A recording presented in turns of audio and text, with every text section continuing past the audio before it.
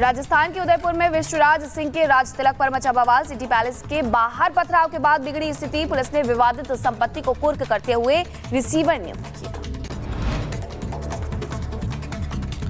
Palace, मंदिरों और fort के मालिकाना हक को लेकर यह पूरा विवाद है। सिटी पैलेस के बाहर अफरा तफरी की स्थिति। महल के अंदर से पत्थर और कांच की बोतलें फेंकी गई। हमले में 3 से 4 लोगों को चोटें भी आई।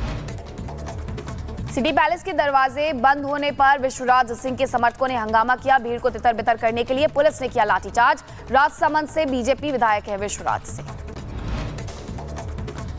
संभल हिंसा मामले की होगी मजिस्ट्रेट जांच। 7 दिन में रिपोर्ट दाखिल करने का आदेश। अब तक 7 पर एफआईआर दर्ज, 25 उपद्रवी गिरफ्तार। जामा मस्जिद के व्यवस्थापक से भी हुई पूछताछ।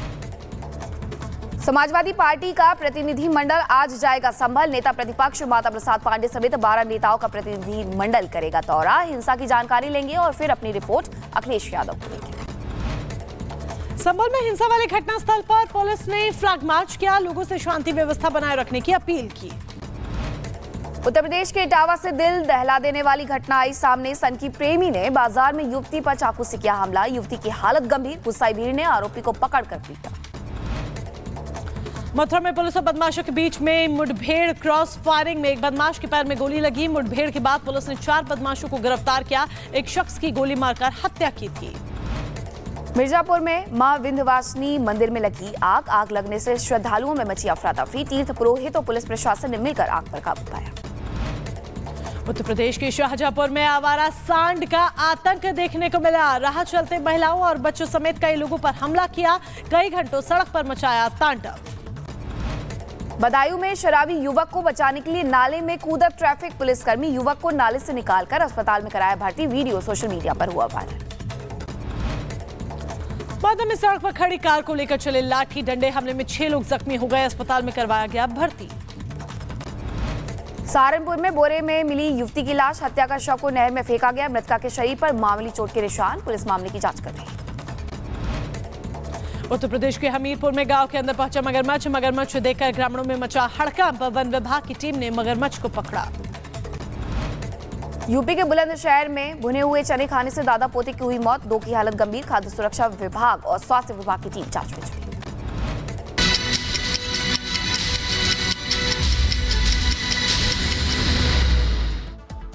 और जाग उठा भारत में सबसे पहले बात करेंगे संभल में हुई हिंसा को लेकर। उस हिंसा में 4 लोगों की जान चली गई है। कई लोगों पर एफआईआर दर्ज की गई है। कई लोगों को हिरासत में लेकर के पूछताछ भी की जा रही है। लेकिन इन सब के बावजूद सियासत चरम पर है। बिल्कुल सियासत चरम पर है और विपक्ष को कहीं ना कहीं मीनाक्षी एक मुद्दा मिल गया है। एक मुद्दा मिल गया है सरकार को घेरने का। यही एक बड़ी वजह है कि समाजवादी पार्टी के अध्यक्ष अखिलेश यादव ने एक डेलीगेशन का गठन किया है जो कि संभल जाएगा। संभल जाकर लोगों से बातचीत करेगा, हाल जानेगा, वहां की स्थिति को भापेगा और फिर एक रिपोर्ट तैयार कर अखिलेश यादव को सौंपेगा। रिपोर्ट देखिए।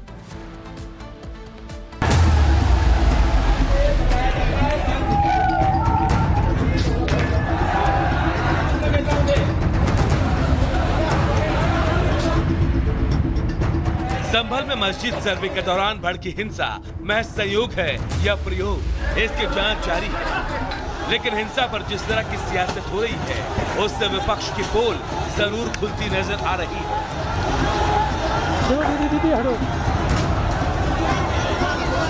हिंसा के बाद विपक्ष ने पहले से चुनावी रंग में रंगने की कोशिश की। सपा नेता राम गोपाल यादव का ये बयान सुनिए। किसी पक्ष को जज ने फैसला दिया, जो न आदेश दिया उसमें दूसरे पक्ष को न बुलाया न जानकारी। ऐसा कभी होता नहीं। अगर इस तरह से होगा, इस तरह से जज फैसले करने लगे, सारे देश में आग लगा देंगे ये लोग तो। लेकिन जैसे जैसे पुलिस की जांच आगे बढ़ती गई, आरोपियों पर शिकंजा कसता गया। विपक्ष का स्टैंड भी बदला और हिंसा के लिए पुलिस को ही जिम्मेदार बता डाला। अखिलेश के बयान के बाद संभल के सांसद जियाउर रहमान बर्क ने भी अखिलेश के सुर में सुर मिलाया। आप लोगों पे सब वीडियोस हैं, जगह जगह से वीडियोस मिले हैं, कवरेज है पूरा का पूरा कराया गया ये दंगा है। और किसने कराया? सरकार ने कराया। इतनी लापरवाही और अपनी उस चीज को छुपाने के लिए इस टाइप की घटना को हमारे सर मंड रहे हैं। मैं वहाँ सर जब बाहर था, ये घटना हुई, पुलिस प्रशासन ने हमारे लोगों को टारगेट कर करके और उनकी जान माल का जो नुकसान पहुंचाया है वो इसके जिम्मेदार हैं। दरअसल विपक्ष हिंसा के बहाने पुलिस के कंधे पर बंदूक रखकर सीएम योगी को टारगेट कर रहा है और विपक्ष का मकसद सबको साफ साफ नजर आ रहा है। इसी बीच सपा ने संभल हिंसा की जांच के लिए अपना प्रतिनिधिमंडल भेजने का ऐलान किया है। सपा ने सोशल मीडिया के जरिए इस प्रतिनिधिमंडल की जानकारी देते हुए लिखा, माननीय राष्ट्रीय अध्यक्ष श्री अखिलेश यादव जी के निर्देशानुसार समाजवादी पार्टी का प्रतिनिधिमंडल संभल जाकर वहां हुई हिंसा की जानकारी लेगा और राष्ट्रीय अध्यक्ष जी को रिपोर्ट सौंपेगा। सपा के इस प्रतिनिधिमंडल में विधानसभा में नेता प्रतिपक्ष माता प्रसाद पांडे समेत 12 नेता शामिल हैं। विपक्ष भले ही तमाम दावे कर रहा है, लेकिन प्रशासन की शुरुआती जांच कुछ और ही इशारा कर रही है। हिंसा को लेकर जामा मस्जिद कमेटी के प्रमुख जफर अली पुलिस के रडार पर हैं। उन पर भ्रम फैलाने का आरोप है और ये बात खुद संभल के डीएम कह रहे हैं। भ्रामक रूप से कह रहे थे, हमें सूचना नहीं दी। और इसी के साथ दूसरी बात भी थी, उन्होंने कहा कि दूसरी बार जो ऑर्डर था वो डीएम के आदेश से हुआ, जबकि स्पष्ट रूप से एडवोकेट कमिश्नर साहब का ये तीसरा आदेश था, जिसमें उन्होंने कहा पहला आदेश 19 को किया, फिर 19 को रात को किया कि भविष्य में दोबारा करेंगे, और तीसरा 23 तारीख को किया, जिसमें स्पष्ट लिखा हुआ है कि 24 को सुबह 7 से 11 के बीच सर्वे किया जाएगा। जो उन्होंने कहा कि मेरे से छीन ली गई, वो कॉपी ये है, उनसे छीनी नहीं गई। ये देखिए, उन्होंने स्वयं इसके ऊपर 24 को हस्ताक्षर किए हैं। सियासी बयानबाजी, आरोप प्रत्यारोप के बीच हिंसा को लेकर पुलिस की जांच जारी है। इंटरनेट सेवा को फिर से 24 घंटे के लिए बैन कर दिया गया है। सीसीटीवी खंगाले जा रहे हैं। हिंसा मामले में अब तक पुलिस ने 7 एफआईआर दर्ज की है, जबकि 25 लोगों को हिरासत में लिया गया है। जांच के बाद तो सच सामने आ ही जाएगा, लेकिन विपक्ष की एक तरफा बयानबाजी और तुष्टीकरण की सियासत को भी याद रखा जाएगा। Bureau report, Republic Bharat. अब संभल हिंसा को लेकर के चाहे जो भी सियासत हो रही हो, लेकिन उसके जो सबूत है वो आपको बता देते हैं कि आखिरकार किस तरीके से ये पूरी हिंसा हुई थी। मुरादाबाद कमिश्नर है आंजनेय कुमार, उनका बयान सामने आया है। सबूत नंबर 1 में आपको ये दिखाते हैं कि पुलिस की गोलियों से मौत नहीं हुई है, ये उनकी तरफ से कहा गया है। देसी तमंचों में इस्तेमाल होने वाले कारतूस मिले हैं। पोस्टमार्टम रिपोर्ट भी यही कहती है। भीड़ को नियंत्रित करने के लिए रबर बुलेट चलाई गई थी, जिससे नुकसान नहीं होता, किसी की जान तो नहीं जाती। संभल में मारे गए लोगों की पोस्टमार्टम रिपोर्ट, ये सबूत नंबर 2 है।